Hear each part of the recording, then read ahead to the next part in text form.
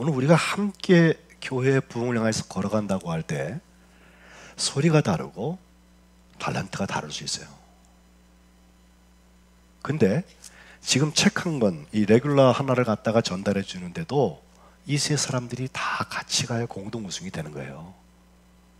한 영혼이 구원받기 위해서 교회 전부가 함께 산통을 겪는 것이 정상이에요. 처음 교회 전도가 그랬습니다. 그 중에서 지난주에 스데반이라는 일꾼이 순교를 할 때 사도들은 예루살렘에 남고 나머지는 순교 이후에 박해가 예상이 되니까 다 흩어지게 했다고 했는데 그 사마리아 쪽으로 많이 사람들이 갔다 싶어서 그 다음번 일어난 두 번째 일꾼은 일곱 일꾼 중에서 빌립이라는 일꾼을 택해서 그 사마리아 쪽을 향해서 가게 되는 거죠. 왜? 거기 예수 믿고 구원 받아야 될 사람들이 있거든. 목적이 생긴 거예요. 이 사마리아는 성경에서 참 여러 가지로 설명을 하고 있어요. 근데 이스라엘 역사 속에 보면요, 그냥 제가 아주 딱 잘라서 얘기하면 서울하고 평양과의 관계는 예루살렘과 사마리아의 관계와 같다. 친한 관계입니까? 서울과 평양이 친해요? 네. 서로 아주 이를 갈죠. 의심하죠. 그만한 역사적인 상처들이 있어 왔어요. 서로 정죄하고. 예? 근데 문제는 그 사마리아를 빗대서 예수님한테도요, 심지어 저 예수님, 저 사람은 하는 걸 보니까 꼭 사마리아인들을 같이 하네? 너 귀신 들린 거 아니야? 요한복음 8장 48절에 그렇게까지 직경탄을 날리고, 그런가 하면 또 예수님께서는 거꾸로 사마리아인들을 향하여서 유대인들의 입장에서 얘기하신 일도 있지만 반대로 사마리아인들을 많이 세워주신 경우들도 있습니다. 이를테면 예수님께서 한 강도 만난 사람 사이 그 옆을 지나갔던 세 종류의 사람들 얘기하실 때 하나는 제사장이고 그 다음에는 레위인이 지나갔고 세 번째 사람이 지나가지 않고 그를 부축해서 도와주고 끝까지 책임져주는 일을 했는데 누가 이 강도 만난 사람의 이웃이냐 얘기할 때 그 세 번째 사람이 사마리아 사람이라고 하셨어요, 예수님이. 그러니까 이것은 유대인들한테는요 굉장히 거스르는 이야기입니다. 예? 북한 공산당 정권자 중에 한 사람인데 평양에 살고 지금에 그 사람은 착한 일을 하고 우리가 기대했던 그 사람들은 아니란다. 예수님이 그렇게 비유했다고 한번 생각해 보세요. 예? 그 거스르지 않습니까, 마음에? 또 한 번 예수님께서 10명의 문둥이들을 고치신 일이 있는데 그 10명의 문둥이가 한 것도 없어요. 예수님께서 제사장한테 보여라 그랬더니 가다가 가는 길에서 제사장의 그 치유를 받아갖고서 결국은 다 나음을 받고 새로운 삶의 질서로 들어가게 됐는데 그 중에서 딱 한 사람 돌아와서 예수님한테 고맙다고 인사를 하는데 그 사람이 사마리아 문둥이라고 했다고. 이건 예수님이 경험한 거예요. 앞에 것은 예수님이 설명들을 해주신 거고. 그리고 보면 예수님께서 사마리아 사람들에 대해서 유대인들이 남한 사람이니까 북한 사람을, 북한 사람이니까 남한 사람을 무조건 비방하는 그 자리는 예수님 싫어하셨던 것 같아요. 거기서는 답이 안 나와요. 윈윈 하지 못해요. 영혼 구원의 역사도 나타나지 않아요. 그래서 우리는 유대다, 우리는 예루살렘이다 해서 남한 같이 남왕국 이스라엘, 남왕국 유다만 가지고는 모든 걸 하려고 그러는 것이 아니라 성령이 너에게 임하시면 너희가 권능을 받고 예루살렘과 온 유대와 사마리아와 유대와 사마리아는 예수님 말씀하세요. 남한과 북한과 그리고 땅끝까지 이르러서. 그리고 보면 사마리아 지역을 꼭 짚어야 되는데 이런 오랜 골이 있는 관계를 넘어서 성령께서 구원하시고 그들의 삶을 바꾸시는 사건이 오늘 본문입니다. 제일 먼저 문을 여는 게 빌립이라는 사람을 주님께서 보내시게 되는데 5절에 보니까 빌립은 사마리아 성에 가서 무슨 이야기를 했을까? 그리스도를 전파했다 그랬습니다. 복음은 간단한 것입니다. 너희가 죽인 그분 예수를 하나님이 살리시고 우리는 증인이다. 나는 그 주님이 나를 위해서 죽으신 줄 믿는다. 예수님에 대한 이야기가 복음이에요. 배고파 죽겠는데 쌀 준다. 돈 떨어졌는데 돈 준다. 그게 복음이 아니고 나를 구원하신 이야기. 나를 구원하신 그분이 너도 구원하신다. 그게 복음이에요. 빌립 그거 얘기했어요. 그랬더니 거기 그 얘기를 듣던 사람들이 얘기만 듣는 게 아니라 보니까 세메이온, 표적이라는 걸 하나님께서 행하시는데 그걸 보고 다 한 마음으로 그가 하는 말을 따라가기 시작했는데 그 표적 중에는요, 많은 사람에게 붙어있던 더러운 귀신들이 쫓겨났습니다. 그리고 중풍병자를 비롯하여서 못 걷는 사람들이 신경이나 모든 것들이 정말 기적적인 방법으로 치유함을 받는 것입니다. 저도 목회 중에 하나님께서 다 하시는 거예요. 저는 하라시는 대로 하는 건데 주님께서 그런 증거를 주실 때가 있어요. 물론 제가 기도 안 했어도 나았을 수도 있어요. 근데 기도하고 났더니 나중에 치료에 진전이 있다는 이야기 들을 때가 있어요. 어떤 때는 의사 선생님도 이렇게 빨리 치료될 줄 몰랐다고. 속으로 감사가 있죠. 기쁨이 있죠. 똑같은 일이 그 빌립이라고 하는 일꾼, 우리가 보통 7 집사 중에 하나였으리라 이렇게 말을 하는 사람들이 있는데 어쨌든 사도가 아닌 이 일꾼을 통하여서 주님께서 이런 일을 하셨다는 것입니다. 그런데 이제 그 사마리아라고 하는 지역뿐만 아니라 두 번째로 빌립이 이제 영혼을 구원하는 일에 쓰임받는데 걸림돌이 되었던 한 인물이 나오는데 그 사람의 이름이 시몬이에요. 가을에는 시몬을 잘 부르지 않습니까? 이 시몬의 직업은 마술사였습니다. 꽤 유명한 사람이었던 것 같습니다. 그쪽 지역에서는 전부터 마술을 행해서 사마리아 백성들을 깜짝깜짝 놀라게 하고 스스로도 나는 큰 자라, 난 유명한 사람이다 라고 얘기하는 스타였던 것 같은데 거기에 대해 사람들이 어떻게 반응했나 보니까 10절에 낮은 사람에서부터 높은 사람까지 다 그를 따라다녔다 그랬습니다. 그를 인정하고 쫓아가는 거죠. 그러면서 이 사람은 크다 일컫는 하나님의 능력이다. 심지어는 하나님의 능력이 그에게 있다고까지 인정을 하고 있었습니다. 근데 11절에 보면 오랫동안 그 마술에 놀랐기 때문에 그들이 따라갔다고 했거든요. 익숙하면 사람들이 그 가치 안에 갇혀져 버리기 마련이죠. 그런데 그 따르던 사람들 사이에 빌립이라는 사람이 나타나는 거예요.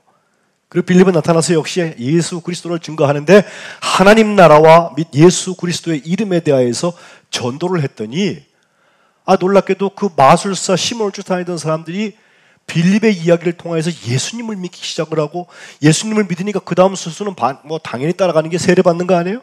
믿고 세례받고 믿고 세례받는 일이 자꾸 나타나는데 13절에 보니까 결국 마술사 시몬도 다른 사람과 똑같이 믿고 세례를 받았습니다. 세례교인 된 거예요. 예? 우리도 세례 받았다고 그러면 그 다음부터는 교회에서 이제 입교인으로 우리는 받아서 이제 당회원도 되고 나 이렇게 하지 않습니까? 그런데 세례를 받은 다음에도 전심으로 빌립을 쫓아다녔다 13절에. 그리고 그 빌립을 통해서 하시는 성령의 역사, 표적과 큰 능력을 보고 깜짝깜짝 놀라면서 야, 나는 마술로 부리고 있는데 저분은 마술 같지 않아. 저거 진짜야. 예? 그게 시몬에 의하여서 간접 증거가 되는 것입니다. 그런데 이제 이 소식이 예루살렘 교회에 돌아갔습니다. 그랬더니 예루살렘에 있는 교회에서는 거기 사도들만 남았다고 그랬는데 그 사도들이 사마리아에도 하나님의 말씀의 역사가 나타나고 있다. 성령이 역사하시고 사람이 변화되는 역사가 일어난다. 예수 믿고 구원받아서 세례받는 사람들의 이야기가 나타난다. 이 보고를 듣고서 예루살렘에 남아있던 사도 중에서 가장 유명한 베드로, 예수님의 사랑을 가장 많이 받은 요한, 그 베드로와 요한은 성전문에 올라가다가 그 안진뱅이도 잡아 일으키기도 했던 그런 그 사람들이거든요. 가장 유능하고 가장 대표적인 사람 두 사람을 거기에 보내는 것입니다. 저는 우리 교회에서 지금 8년 사역하는 중에 우리 교회가 지금 선교지들을 여러 군데 섬기고 있는데 다 가보고 싶어요. 궁금해요. 제가 물론 제가 보고도 다 듣고 현장을 보고 어지간히 추측할 수 있는 것들이 있어요. 근데 가보고 싶어요. 교회가 대표 선수를 보낸다고 할 때는요, 가장 가장 잘하는 사람 보내야 돼. 예. 그럼 성령께서 더 크게 역사하세요. 베드로가 가는 거예요. 가서 베드로가 뭘 했나 보니까 성령 받기를 위해서 기도했다. 성령께서요 꼭 베드로한테만 역사하시나 그런 얘기 하지 마세요. 다른 사람한테도 역사하시고 심지어 빌립은 사도가 아닌데도 역사하셨어요. 그러나 교회는 베드로를 보냈더니 베드로하고 요한이 가가지고서 성령 받기를 위해서 기도하는데 왜 그랬나? 16절에 보니까 아직 한 사람도 성령 내리신 일이 없고 아직 예수 이름으로 세례만 받고 예수 이름을 믿는 그 상태까지 있었다는 거예요. 어떤 분들은 이걸 단계적으로 설명을 해서 믿고 세례받은 다음에는 반드시 두 번째 성령 세례를 받아야 된다 말씀하시는 분이 있는데 저는 그렇게 생각지 않습니다. 경험치로 말씀드리는데 성령의 역사를 통하여서 예수를 믿는 믿음이 나타나요. 또 예수 믿는 사람에게 성령의 역사가 이미 있는 거예요. 그러나 예수 믿고 세례받은 사람 중에서 성령의 역사를 거부하는 사람들은 필요합니다. 성령이 왜 나만 안 만져놔 주실까? 나에게만의 표적을 안 주실까? 아주 간당간당하게 믿는 사람이 있죠.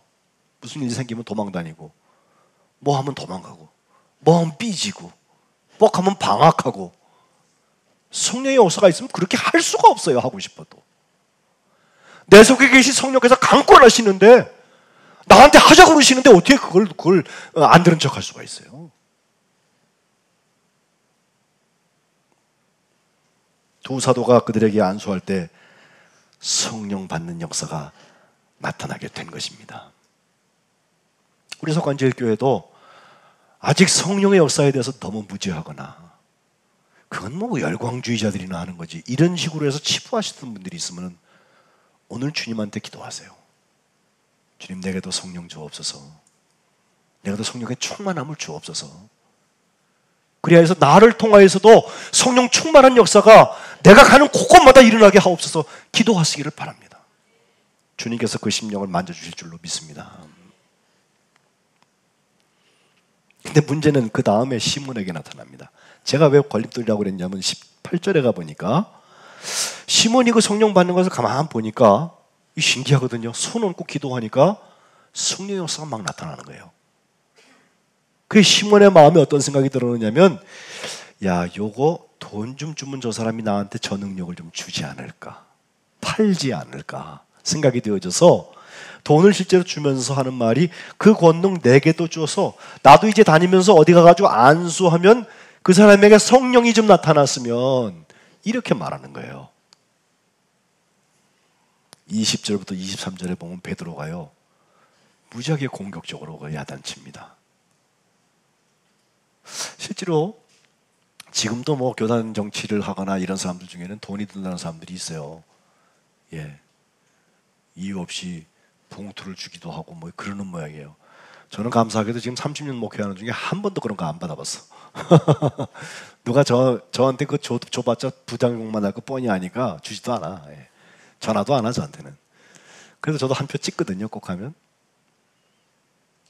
목회도 그래요. 목회도.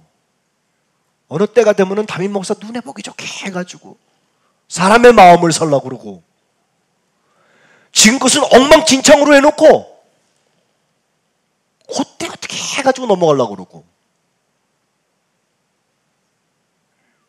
주님이 그 앞에는 안 계셨습니까?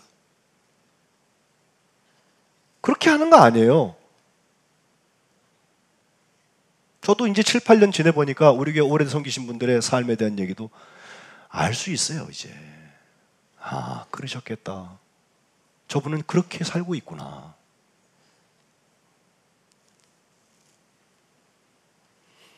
여기서부터 성직매매라는 말이 사이먼이 시몬이라는 말에서부터 Y 하나 붙여갖고 나오는 거예요. 직분을 돈으로 살라고 그러고 20절에 베드로는 강하게 말합니다.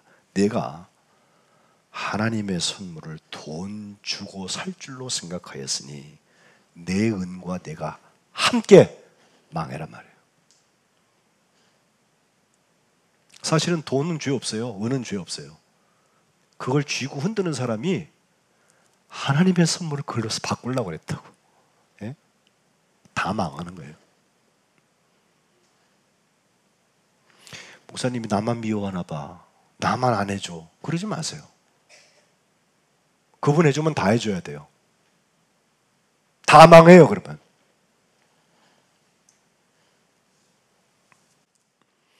21절에 하나님 앞에서 네 마음이 바르지 못하니 이 도, 사람을 생명을 살리는 하나님의 복음의 말씀에는 네가 관계도 없고 분깃될 것도 없다. 성령의 역사하고 너는 관계없단 말이에요. 그러므로 너의 이 악함을 빨리 회개해라.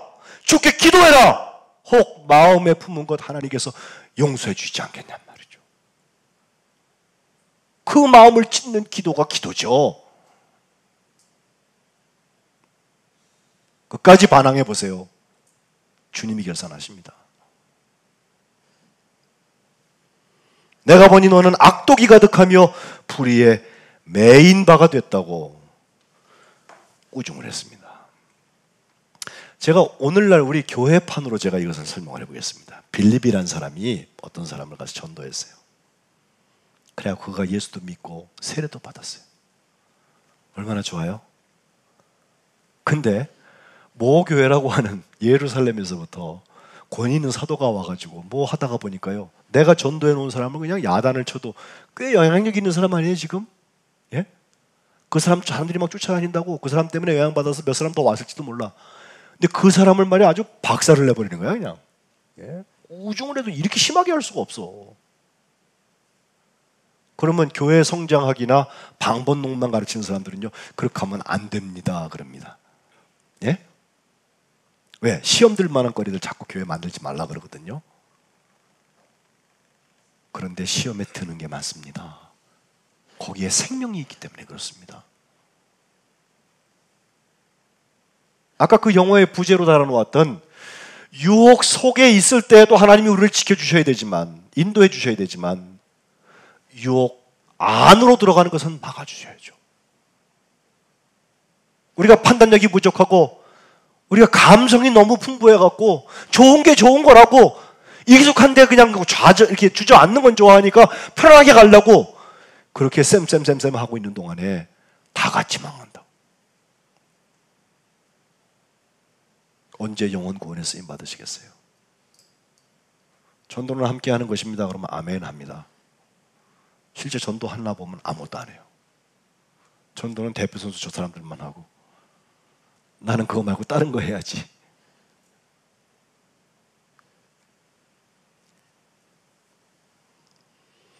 빌립이 복음을 전했는데 베드로가 꾸중했다는 사실 여러분 기억하세요.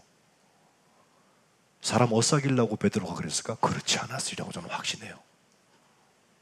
베드로가 누가 야단치는 사람이에요? 성령께서 베드로를 통해서 교회가 잘못되려는 걸 막아주시는 거예요. 물이 잘나죠, 물이. 예? 24절에 보면 시몬은 말합니다. 나를 위하여서 주께 기도한 것이 하나도 내게 임하지 않게 해주세요 라고 그랬어요.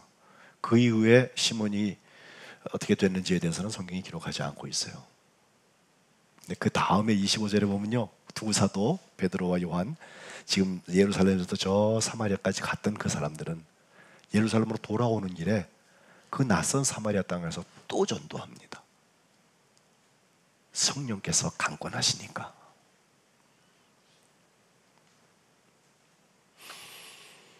제가 정동교회에서 부목사 할 때 선교 담당을 했는데 거기서 전도지를 만들어서 지역에 나누고 이런 일들을 했어요. 정동교회는 아주 지성적인 교회라고 그거 안 하는 교회라고 다들 알고 있었는데 그거를 했더니요, 선교국 우리 총무하시던 이호한 박사님도 그러고 또 나중에 그때 감독회장님 하시던 김진호 목사님도 나중에 그러세요.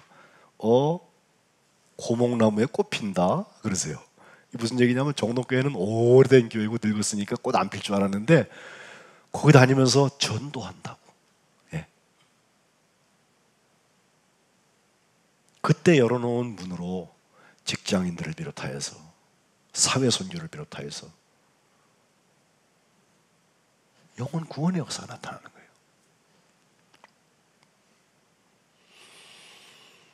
아까 그 영화의 한 장면 한 3분만 여러분 보시고 짧게 제가 코멘트하고 기도하겠습니다. 2분 몇 초만 보겠습니다.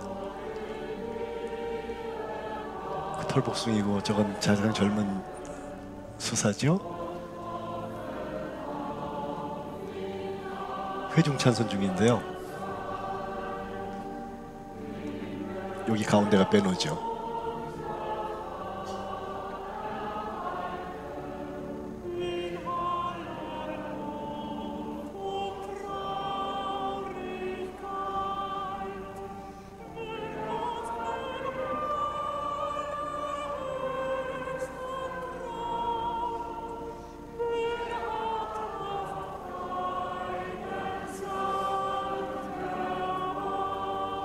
테너 타실로.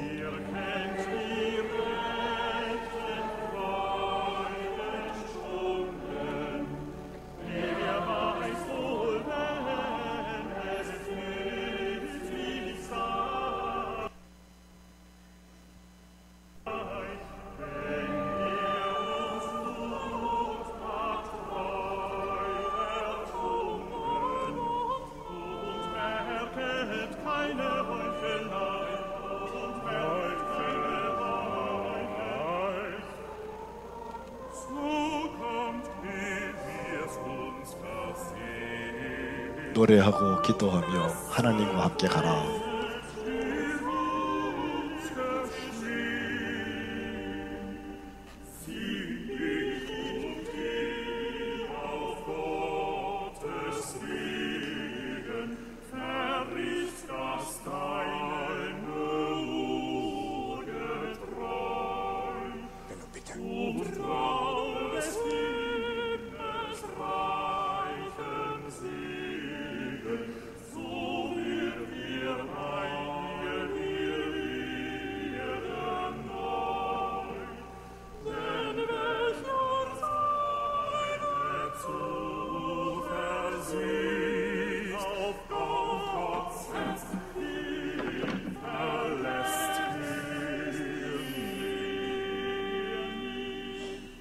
예, 뭐 음향 상태가 별로 좋지 않은데 그냥 거기까지만 듣죠.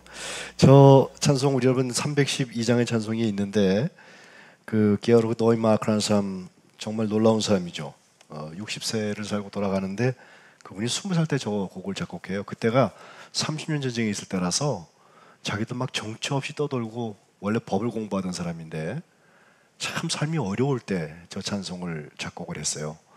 저게 요한 세바스티안 바하를 비롯해서 수많은 작곡가들에 의해서 여러 곡으로 저게 만들어지는데 그 곡 중에서 지금 이 312장에 있는 저 찬송 원래 7절을 썼는데 아까 제가 잠깐 읽었던 노래하고 기도하며 그 부분이 7절이에요. 7절 가사에 보면은 원문대로 보면 참 또 놀랍습니다.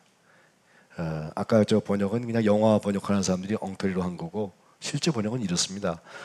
찬송하고 기도하고 하나님의 길에 서라. 하나님의 길에 가라. 너의 것을 언제나 게트로이 신실하게 가져가라는 거예요. 이랬다 저랬다 하지 말고 꾸준히 가는 거예요. 그리고 하나님의 풍부한 축복을 의심하지 말라는 거예요. 하나님 우리 아버지시잖아요. 저도 애비라서 아는 게 있어요. 제가 할 수 있는 건 다 해주고 싶어. 그렇게 하면 하나님께서 너와 함께 언제나 새롭게 되실 거다. 그러므로 의심하지 말고 하나님을 향해 서서 간다면 하나님께서 너를 버리지 않는다. 이렇게 되어 있어요. 저는 이거 독일어 찬송을 예전부터 부르던 찬송인데 부를 때마다 마음속에 그 게오르크 노이마크라는 사람이 살았던 이야기도 생각이 나고 저런 영화의 장면도 생각이 나고 성령께서 우리 속에 주시는 게 이상한 게 아니에요. 오히려 이것을 뺏어가는 게 이상한 거예요. 그렇잖아요? 자녀들이 왜 종같이 살죠? 성령의 역사가 없으니까 그렇지. 왜 주인이 손님처럼 교회에서 들락달락거리고 있죠? 성령의 역사가 없으니까 그렇지. 빌립은 예루살렘 교회에서 일꾼으로 7 중에 하나로 뽑혔지만 예루살렘 교회에서 한 게 아니라 사마리아에 가서 거기서 하나님의 일을 감당하는 거 아니에요? 그러니 말씀과 기도에 전무하겠다고 했던 그 사도 중에서 대표급 되는 베드로와 요한도 따라와서 함께 그것을 증명하고 거기서 성령의 역사를 함께 경험하고 거기도 부흥의 역사가 나타나는 것입니다. 수천 명 모였다고 좋아할 것도 없어요. 이제 그 한 영혼이 구원받는 게 중요한 거예요. 우리 주변에 들어올 사람들 한 집이 예수 믿고 구원받는 게 중요한 거예요. 주님 나라에 가서 그것 가지고 결산하게 될 것입니다. 오늘 예배하는 여러분들이 다 한 몸처럼 함께 전도의 역사를 감당하시기를 주의 이름으로 축복합니다. 기도하겠습니다.